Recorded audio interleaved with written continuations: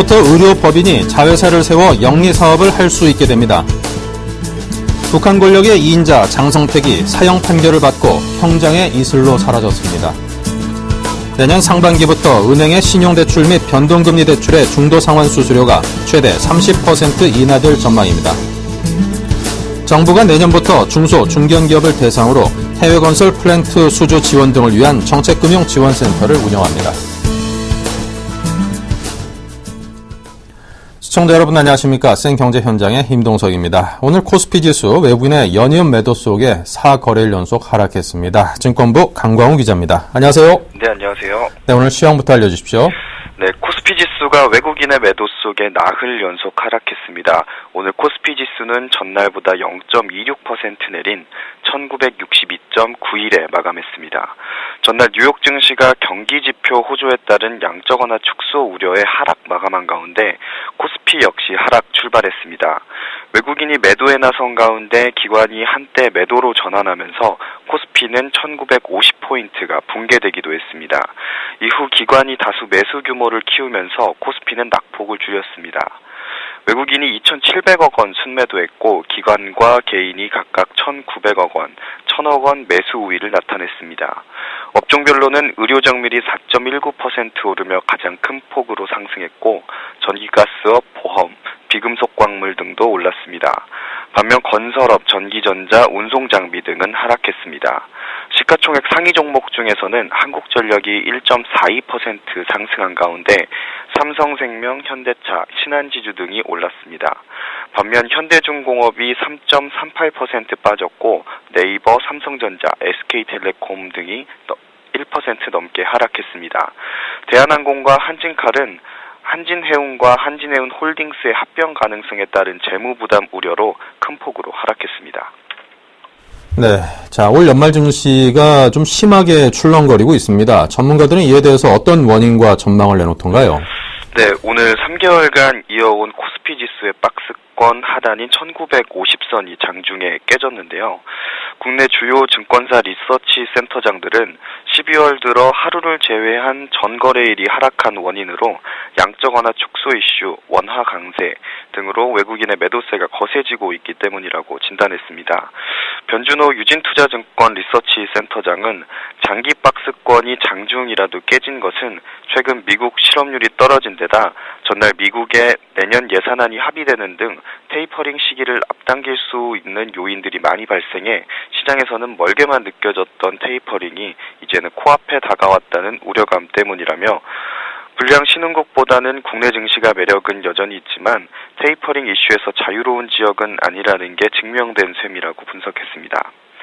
기업들의 이익 부진과 원화 강세도 외국인의 이탈을 부추기고 있다는 분석이 나옵니다.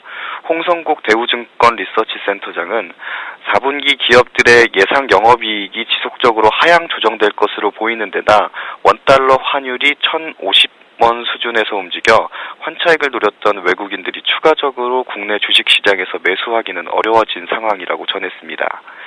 전문가들은 외국인의 매도세가 다음 주 진행되는 FOMC 회의 이후에는 다소 진정세로 돌아설 것으로 전망합니다. 조용준 하나대투증권 리서치 센터장은 이번 FOMC에서 테이퍼링 시기에 대한 윤곽이 드러나더라도 테이퍼링이 시작된다는 얘기는 경기가 좋아진다는 것을 의미한다며 유럽 채권 금리가 하향 안정되는 등 유럽도 경기 회복 조짐을 보이고 있어 외국인의 매도세는 다음 주 FOMC 이후로 마무리될 것이라고 내다봤습니다. 다만 환율의 영향으로 외국인의 강한 매수세는 기대하기 어렵다는 분석입니다. 윤지호 이트레이드 증권 리서치 본부장은 선진국보다는 한국의 실적, 경기 회복, 펀더멘탈 수준이 떨어져 외국인이 강하게 매수할 요인은 딱히 없다고 말했습니다. 변 센터장은 내년 경제지표가 올해보다 좋아지는 것에 대해 누구도 이견을 달진 않겠지만 테이퍼링 이후 소비, 고용지표 등이 흔들릴 수 있어 경기지표에 대한 꾸준한 관찰이 필요하다고 지적하기도 했습니다. 네, 자, 지금까지 증권부의 강광우 기자와 함께했습니다. 감사합니다. 네, 감사합니다.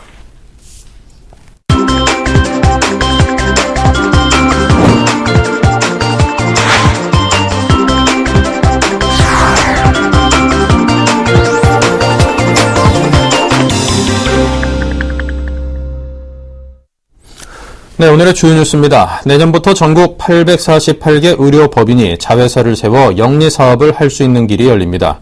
약사들의 반발로 도입이 늦추어졌던 법인약국 설립 허용 방안도 다시 추진됩니다.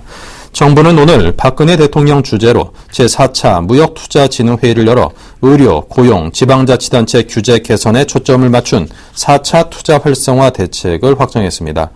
정부는 대학병원에만 허용하던 의료기관의 자회사 설립을 의료법인에도 적용키로 했습니다. 현재 1120개 병원을 운영하는 848개 의료법인이 대상입니다. 현우석 부총리는 의료 공공성을 해치지 않으면서 산업 간 융복합, 의료 관광, 신약 개발을 통해 새로운 의료와 산업, 일자리 창출에 기여할 것이라고 말했습니다. 40여 년간 북한 권력의 2인자로 위세를 떨치던 장성택이 국가 전복 음모 행위 혐의로 사형 판결을 받고 형장의 이슬로 사라졌습니다. 조선중앙통신은 장성택이 노동당 정치국 확대회의에서 반당, 반혁명 종파 행위자로 낙인 찍혀 끌려나간 지 나흘 만인 12일 재판에서 사형 판결을 받고 즉시 집행됐다고 전했습니다. 이로써 1970년대부터 시작된 장성택의 2인자 삶은 40여 년 만에 막을 내리게 됐으며 앞으로 북한에서는 후속 조치를 위한 대대적인 숙청 작업이 이뤄질 것으로 전망됩니다. 정부는 북한이 대남 도발에 나설 가능성도 있다고 보고 대북 군사 대비 태세를 강화하고 있습니다. 내년 상반기부터 은행의 신용대출 및 변동금리 대출의 중도 상환 수수료가 최대 30% 인하될 전망입니다. 중도 상환 수수료에 대한 은행들의 고지 의무도 강화됩니다. 금융위와 금감원은 획일적으로 적용되는 중도 상환 수수료를 가계, 기업, 담보, 신용, 장기, 단기, 고정금리와 변동금리로 대출 유형을 나눠 차등 적용하기로 했습니다. 금융당국 관계자는 획일적인 중도 상환 수수료에 문제가 있다고 판단돼 대출 유형별로 차등화하려고 한다면서 차등화에 따라 고객 공지도 강화할 방침이라고 밝혔습니다. 이에 따라 은행의 설정 비용 부담이 상대적으로 적은 신용, 단기, 변동금리 대출의 중도 상환 수수료가 기존보다 최대 30% 내려갈 것으로 예상됩니다. 정부가 내년부터 중소, 중견기업을 대상으로 해외 건설과 플랜트 수주를 위한 정보와 금융 지원 등을 원스톱으로 제공하는 정책금융지원센터를 운영합니다. 기획재정부는 오늘 해외 건설 플랜트 수주 지원반 회의를 열고 이 같은 방안을 논의했습니다. 특히 수출입은행 해외 진출 컨설팅 센터에 내년 1월부터 설치될 정책금융지원센터 운영 방안을 집중적으로 논의했습니다. 센터에서는 중소기업과 중견기업을 대상으로 사업기획, 사업구조 설계 지원, 금융주선 연계 지원 등 컨설팅을 제공할 계획입니다. 구로다 하루이코 일본은행 총재가 통화 완화 정책을 지속하겠다는 입장을 밝혔습니다. 구로다 총재는 파이낸셜 타임스와 인터뷰에서 물가 상승률 2% 목표치를 달성하고 이 수치를 안정적인 방식으로 지속하는 것이 우리의 의도라며 이같이 밝혔습니다. 그는 물가 상승률이 2년 내 2%라는 목표에 비해 부진하면 추가 완화 조치도 취할 수 있다고 말했습니다. 또 일본은행의 정책이 잘못된 것으로 판명되거나 경제가 예기치 못한 충격을 받으면 애초 계획한 2년 기간이 다 되기 전에도 정책을 조정할 수 있다고 강조했습니다. 네, 최근 알리스 파트너스 등 글로벌 구조조정 컨설팅 전문회사들이 우리 한국 시장으로 몰려오고 있다고 합니다. 자, 이들은 북미와 유럽 지역에서 지난 30여 년 동안 코닥이라든가 제너럴 모터스 등 이 대기업들의 구조조정을 돕는 풍부한 경험 또 전문 지식으로 무장을 하고 있는 회사들인데요. 자, 증권부 고병기 기자를 연결하겠습니다. 안녕하십니까? 안녕하세요. 네, 글로벌 구조조정 컨설팅 전문회사들의 한국 시장의 진출 상황이 어떤지부터 설명 주십시오. 네, 지난해 7월 글로벌 구조조정 전문 컨설팅 회사인 알리스 파트너스가 국내 시장에 진출한 데 이어 지난달에는 알바레즈 앤 마살도 한국 법인을 설립했습니다. 또한 이들과 함께 3대 글로벌 구조조정 전문 컨설팅 회사로 꼽히는 FTI 컨설팅도 최근 한국을 비롯한 아시아 시장에 큰 관심을 가지고 있는 것으로 알려졌습니다. 구조조정을 전문으로 하는 IB들도 한국 시장으로 들어오고 있습니다. 구조조정 전문 IB 중 하나인 라자드 코리아는 지난 6월 한국 지사를 설립했으며 중소형 기업들의 M&A를 전문으로 하겠다고 밝혔습니다. 또한 일본 오릭스의 100% 자회사로 구조조정 전문 IB로 유명한 훌리안 로키사도 국내 신생 투자기업과 제휴해서 국내 시장 진출을 다진하고 있습니다. 네. 자, 이들이 한국에 관심을 가지는 이유는 무엇일까요? 네, 이들이 한국을 매력적인 시장으로 보는 것은 크게 세 가지 이유 때문입니다. 우선 최근 경기 침체가 장기화되면서 STX와 동양, 동부그룹 등 대기업들의 구조조정 관련 매물들이 쏟아지고 있기 때문입니다. 또한 여기에 그동안 국내 대기업들에 대한 의존도가 높았던 중소기업들도 대기업들이 어려워지면서 연쇄적으로 어려움을 겪고 있는 상황입니다. 전문가들은 중소기업들이 성장 정체의 문제를 해결하기 위해서는 대기업에 의존하던 기존 행태에서 벗어나서 자생적인 경쟁력을 키워야 한다고 지적하고 있습니다.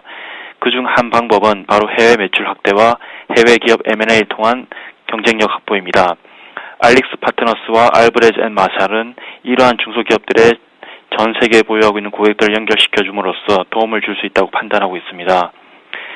여기에다 지난 10년 동안 사모펀드, 은행 등 재무적 투자자들이 투자했던 부실 자산과 관련한 구조조정 시장도 커질 것으로 예상됩니다. 정용환 알릭스 파트너스 한국 대표는 사모펀드들은 과거 10년 전에 싸게 산 매물을 별다른 노력 없이도 거시경제 회복에 따라 자연스럽게 가치가 높아지면서 큰 이득을 보면서 되팔았지만 이제 그런 호시절은 상상하기 힘들다면서 최근 국내에서 활동하는 사모펀드들이 투자한 기업의 가치 개선을 위해서 이들과 많은 얘기를 나누고 있다고 설명했습니다. 네. 자, 그럼 실제 이들은 한국 기업들의 부실 정도를 어느 정도로 평가를 하던가요? 네, 알릭스 파트너스가 반년마다 한 번씩 발표하는 기업 부실화 지표에 따르면 현재 국내 상장사 1,500곳 중에서 약 30% 정도가 반년 안에 파산할 가능성이 있을 정도로 위태로운 상황입니다. 특히 세계 경기 부진의 직격탄을 맞고 있는 조선업의 경우 75%가 파산 위기에 처한 것으로 분석됐으며 금융업과 건설 부동산업, 자동차 관련 부품업 등에서도 위험 수준에 달한 기업이 많은 것으로 확인됐습니다. 네. 자, 그렇다면 구체적으로 이들이 국내 시장에서 어떤 일들을 할 수 있을까요? 네, 글로벌 구조조정 컨설팅 전문 회사들은 미국과 유럽 등 산업과 기업이 성숙 단계에 접어든 시장에서 오랜 구조조정 경험과 전문 지식을 경쟁력으로 내세우고 있습니다. 기업화된 구조조정 회사의 효시로 꼽히는 알릭스 파트너스는 지난 1981년 미국에서 설립됐으며 그동안 제너럴 모터스와 코닥, 일본 항공 등의 구조조정을 성공적으로 진행했습니다. 현재 알릭스 파트너스는 한국에서 하이테크 업체와 자동차 부품 업체 그리고 재무적 투자자가 들고 있는 부실 자산에 대한 구조조정 컨설팅을 진행하고 있습니다. A&M의 경우에는 코스닥에 상장된 스테인리스 업체인 대한금속과 해외 매출처 다변화를 위한 컨설팅을 진행 중입니다. 대한금속 관계자는 A&M이 전 세계에서 관계를 맺고 있는 고객이 상당히 많기 때문에 해외 거래처 확보에서 큰 도움을 받고 있다고 기뜸했습니다. 네, 자, 지금까지 증권부의 고병기 기자와 함께했습니다. 감사합니다. 감사합니다.